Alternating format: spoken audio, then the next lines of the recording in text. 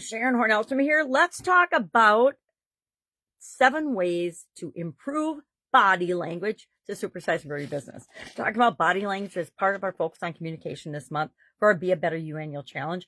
And today I shared 5 different main components of body language and then 7 ways that you can improve it.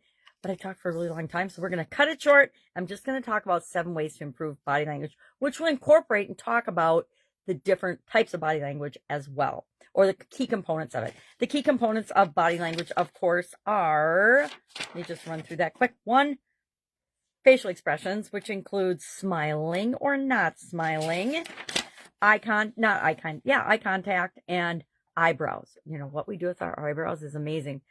I could tell a story about the cute little neighbor baby boy who can like do the one raised eyebrow and then the Elvis smile. It's so cute.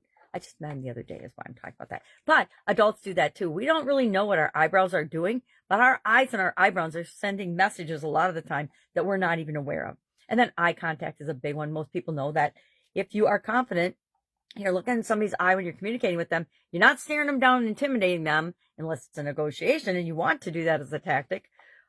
Secondly, posture is really important when it comes to the message that we're conveying. It's usually a message of confidence of some way, shape, or form. Are you in a upright, straight posture position, or are you slouching, or are you leaning in or leaning back? All of those convey different messages to the person that you're communicating with. Third, there's hand gestures. Yes, I do a lot of hand gestures. Not sure if they're successful or not, but according to experts, open palms mean honesty, integrity, authenticity in your communication. Pointing is considered rude unless you're pointing at a certain person and acknowledging them in a positive way. And then handshakes. Do you have a strong, firm, confident handshake or a little wimpy, wet, sweaty palms? Hey, I'm nervous as hell handshake. That's something we can all practice. I've taught my granddaughters from a very young age to be very strong, confident handshakers. And you look somebody in an eye and smile at them when you are shaking their hand. Says, hey, happy to meet you. Curious about where our relationship might go. 4th, body orientation. Where's your body pointing? This is really critical in interviewing, in performance reviews and performance appraisals, etc. Are you facing somebody directly, or are you off to the side, or are you doing something different? That tells whether you're paying attention to them or not, whether you're confident or not, whether you're defensive or not. Turning away and crossing your arms is a very defensive pose and says, oh, maybe you've got something to hide. Maybe you're upset about something. We're seeing a lot of that in politics right now. People that are yelling and screaming for a reason. And it usually isn't for the reason that they're saying it is, right? Mirroring, again, I think mirroring is a really powerful thing if you're really engaged in the conversation and you're naturally mirroring the person. But there's a lot of people that are taught to mirror interviewers, mirror people in meetings, mirror people in your feedback sessions, which it comes off as fake and inauthentic if you're doing it in a robotic, fake, and non-authentic way. And the last one is proxemics, the science of personal space. People need their personal space. When we're talking about building and growing and supersizing our business, we should probably use professional personal space, and that's 18 inches to 4 feet away, or social space, which is 4 feet to 12 feet away.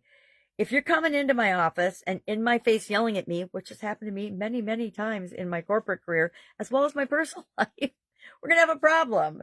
I will stop the conversation and say, okay, we need to take a step or 2 back. Literally, you need to take a step or 2 back. You can yell at me from the doorway and I'm behind my desk, but you cannot yell at me, within 18 inches of my face. I'm not going to tolerate it. It's intimidating. It's, borderline, it is unacceptable, right? But it's up to us to tell people what our boundaries are. So proxemics is another whole science and study that we could look into and learn about. Most people I come in contact with do not have a problem with that. Most people don't just get in your bubble, right? So you don't have to worry about that. We call it getting in our bubble. I've got toddler granddaughters, and we're teaching them that if you're in somebody else's bubble, they might not like it and they might tell you they don't like it. That's not bad. It just means you're too close. And that's how we learn about personal space and proxemics and things like that. So what are the 7 ways that we can go about improving our body language in order to supersize and grow our business. Number one, we need to be aware of what we're doing and how we're doing it, both especially in our interactions with the people that report to us, the people that work with us, our potential customers, our vendors, etc. And depending on the nature of the situation will be the body language we do or do not use. And we're going to pick and choose, just like we do consciously pick and choose anything else. We're going to decide if it's a negotiation. I'm probably not in there mirroring the person, right, that I'm negotiating with. We're going to maintain an open and confident stance and posture. We are going to go into every situation, especially I was saying in the Be a Better You annual challenge, I would go into staff meetings, and one of my things I love to do, because it meant I was paying attention and I was aware, was watch everybody's body language in the meeting and all about the meetings. Department head meetings are fantastic for watching power plays and communication and skills. It's just fascinating to do. And so that's probably where I learned the most about body language and how it plays out and how it impacts other people, is by watching and observing in meetings in corporate America. Well, and it doesn't just go on in corporate America, right? Have you ever been to a school board meeting? Have you ever been to a church meeting? Have you ever been to a social organization meeting? Have you ever been to a ladies group or a men's group? It's amazing. And it's really educational and fun to just be an observer and watch the body language in those situations. You can see who's comfortable. You can see who's leading, that, you know, and who's leading the meeting isn't necessarily who's leading all the department heads, right? Use eye contact wisely. Make eye contact, but don't intimidate people by staring them in the eye and not ever blinking or looking away. Control your facial expressions. And I will admit, this is one of my personal improvement areas, is I get told very often that what I'm thinking instantly shows up on my face, and that I need to be a little bit more aware of that, because sometimes I get a horrified look on my face because the idea that someone's presenting to me is truly horrifying, but I don't really want to tell them it's truly horrifying. I want to find a way to soften that message so we can get to a positive, non-horrifying version of their idea. Again, mirror others for connection, but mirror out of authenticity, and you're really relating to them and understanding and having a great connection and communication. Don't mirror as a way to manipulate, right? Every body language, every communication tool can be used for good or evil, right? Every skill we achieve and learn can be used for good or evil.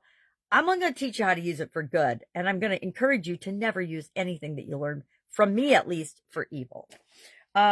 6, use gestures to reinforce your words. And I do this a lot, right? I emphasize words and what I'm saying with my hands. Like, we're going to fill the gap between where we are and where we want to be. That's a hand gesture that demonstrates the gap and that we're going to fill it, and that reinforces the message and the thing that we're talking about, or that I am talking about in that instance.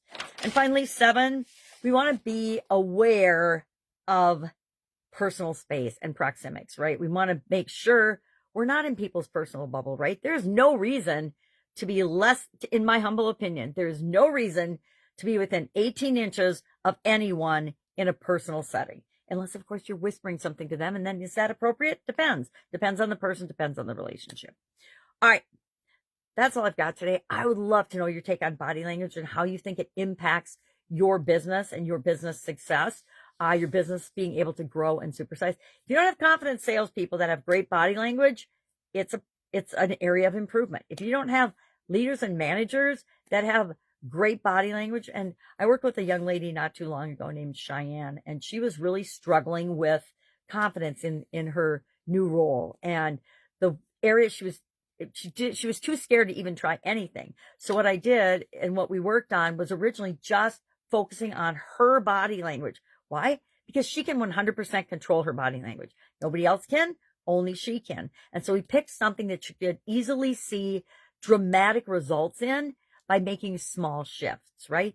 So she would go into her staff meetings now, and instead of leading without confidence, she would stand up and talk and look people in the eye and do things that made her more confident and practicing. And people responded to her better. And because of that, she was seen as a leader. She got a promotion, yada, yada, yada. That's how those things work. All right. But we started with small. We started just with some body language observation and then tweaks that she could do. And then she practiced them till they just became part of her daily repertoire or how she is, right? As we learn something new and apply it and make it our own, that becomes our own. And once it's our own, it's just part of who we are and part of our personality and part of our identity. And we don't even have to think about it anymore. All right. Have an awesome day. If I can help you in any way, hit me up and ask. Otherwise, I'll be with you tomorrow.